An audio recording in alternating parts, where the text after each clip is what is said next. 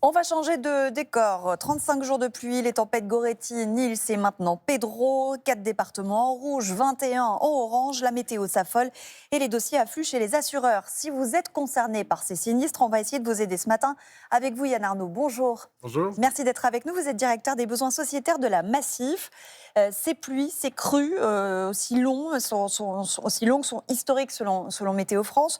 Est-ce que le nombre de déclarations de sinistres approche aussi des records ? Alors malheureusement, on va de record en record ces dernières années. C'est-à-dire que c'est un événement majeur.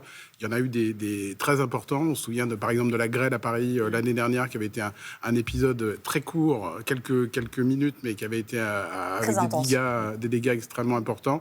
Là, on est sur un événement de grande importance de par sa durée. D'accord, c'est un événement qui est très long, qui n'est pas encore terminé, puisque on n'est même pas, on le disait tout à l'heure, au pic de la montée des eaux, et puis qui touche une zone qui est extrêmement large. Donc oui, ça va être un incident, un événement de très très grande ampleur. Avec 250 000 sinistres déclarés à l'échelle nationale et 15 000 pour vous à peu près. Oui, un petit peu plus. On a même franchi la barre des 18 000 pour la compagnie que je représente. On ne sait pas encore bien exactement, puisque par exemple, il y a des terres agricoles qui sont touchées ou qui vont être touchées. Donc ça veut dire que ça va monter. C'est vraiment un incident dont on va mettre un petit peu de temps, à la fois à savoir exactement combien de dossiers ça représente et le coût surtout, le coût de cet événement. Alors certains sinistrés sont peut-être malheureusement habitués aux inondations parce qu'ils vivent dans des zones à risque, mais ce n'est pas le cas de tous ceux qui ont les pieds dans l'eau en ce moment. Le conseil à donner lorsqu'on découvre que son rez-de-chaussée est inondé, on fait quoi, le premier réflexe? Alors, la première chose pour tout le monde, c'est qu'il faut faire attention. On l'a dit tout à l'heure, je voyais les reportages météo et tout ce qui se passait. Les sols sont fragilisés. Ça veut dire qu'il y a des endroits où un mur peut tomber, d'accord ? Et donc, il faut faire extrêmement attention. Il faut aussi dire, on ne sort pas ses enfants, par exemple, de la maison avant d'avoir fait le tour pour voir s'il n'y a pas une tuile qui est en équilibre, s'il n'y a pas une gouttière qui est en train de tomber, s'il n'y a pas une branche. Il faut faire attention. C'est des moments où, finalement, on a l'impression qu'on connaît notre habitat. Non, il a changé. Il a été bouleversé par tout un tas de choses, y compris un parapet qui peut être moins solide, on s'appuie dessus, on tombe. Donc il faut faire extrêmement attention. Et effectivement, il y a des mesures ensuite qui consistent à dire, mettez tout ce qui a de l'importance de côté. C'est souvent, on pense au papier administratif, un ordinateur sur lequel vous avez toutes vos photos de famille. Même s'il est remboursé par l'assureur, vous allez perdre en fait votre histoire. Donc c'est extrêmement important, je dirais, de penser à qu'est-ce que je veux garder, comment je le mets en sécurité, comment je fais. Quelquefois, ça consiste juste, dans les cas d'inondation à monter, ça consiste souvent à l'emmener ailleurs, pour éviter dans un habitat qui a déjà été touché. Et puis après, il faut évacuer. Une petite précaution à prendre pour que l'expert, à un moment, estime quel est votre préjudice. Il ne faut rien jeter. Donc il vaut mieux mettre même dehors. Si c'est totalement détruit. D'accord. Votre canapé. Ça veut dire qu'on ne peut pas non plus commencer, je sais pas, à faire des réparations un peu de fortune avant le passage de l'expert. Exactement. Il vaut mieux attendre le passage de l'expert, évidemment. Si vous êtes ciel ouvert, etc.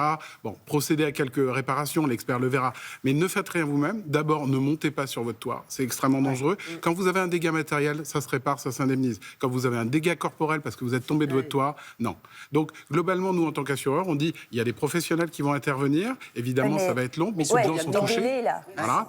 C'est la difficulté du moment, c'est qu'il y a beaucoup de gens qui sont touchés, même si les experts, par exemple, de toute la France sont en train de venir dans cette zone. Ils viennent sous combien de temps, les experts, qui sont obligés de venir sous un délai précis ou pas? Non, ça dépend des assureurs. On peut faire aussi de la téléexpertise sur des petits dégâts, mais c'est quand même extrêmement important. Pourquoi c'est important sur ces sinistres inondations, par exemple? Parce qu'un expert connaît parfaitement les faiblesses qu'il y a à surveiller dans le bâti. C'est-à-dire que vous, peut-être à l'œil nu, vous allez vous dire « Ah, mon mur, il est touché. » Clairement, vous voyez la limite de l'eau. Vous n'allez pas savoir si, par exemple, les fondations ont été touchées, s'il y a un certain nombre de choses. Donc, là, l'œil d'un expert, d'accord, c'est bien un professionnel du bâtiment qui va dire « Waouh, c'est plus profond et plus dangereux que ce que vous avez vu là. » Combien de temps on a pour appeler son assurance? Alors, contractuellement, d'accord, ce qu'on a tous dans nos contrats, c'est quelques jours, 5 jours.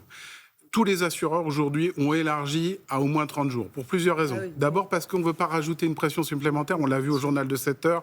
Les gens, ils sont dans un grand désarroi. D'ailleurs, on exprime notre solidarité avec eux. Ils sont dans un grand... On ne va pas rajouter cette contrainte-là. La deuxième chose, c'est que dans les zones inondées, il y a des gens tout simplement qui n'ont pas pu retourner dans leur habitat et constater les dégâts. Donc, il faut du temps. Donc, Le plus rapidement possible, parce que ça permet justement de déclencher la déclaration à l'assureur, ça permet de déclencher un certain nombre d'opérations, passage de l'expert, estimation des travaux, passage des artisans, organisation du passage de l'artisan, mais on n'est pas pressé. Vaut mieux penser à ses enfants, vaut mieux penser encore une fois à mettre tous ses biens en sécurité, et c'est la priorité du moment.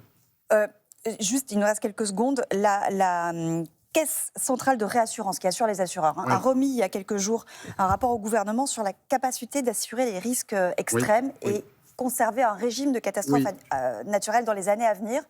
Elle préconise de se concentrer sur certains risques majeurs et peut-être exclure les coups de vent, par exemple. Donc on parle beaucoup des phénomènes de mini-tornades. Est-ce que dans les années qui viennent, il y a des gens qui ne pourront plus être assurés ou il y a des risques qui ne seront plus pris en charge? Alors, on a en France un régime extraordinaire qui s'appelle le régime catastrophe naturelle, qui est beaucoup décrié, mais qui assure la solidarité dans l'ensemble du pays.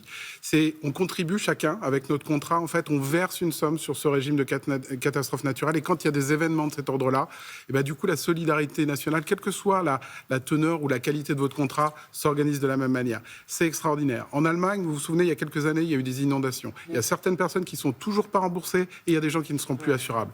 En France, on garantit finalement que sur l'ensemble du territoire, on n'aura pas des zones où on ne pourra plus habiter. Il y a des gens qui ont investi toute une vie pour avoir une maison dans ces zones, ils peuvent tout perdre, d'accord ? Donc assurer en fait l'ensemble des Français, c'est extrêmement important. Le régime des CatNat, il sert à ça. Le problème, c'est qu'on voit bien l'ampleur des phénomènes dont on parle au niveau météo qui monte. Dopé par le réchauffement climatique. Dans quelques mois, oui, exactement. On sera peut-être dans une période de sécheresse, retrait, gonflement des argiles. Là, aujourd'hui, elles ont gonflé avec l'inondation. Peut-être que dans quelques mois, elles vont fissurer des maisons.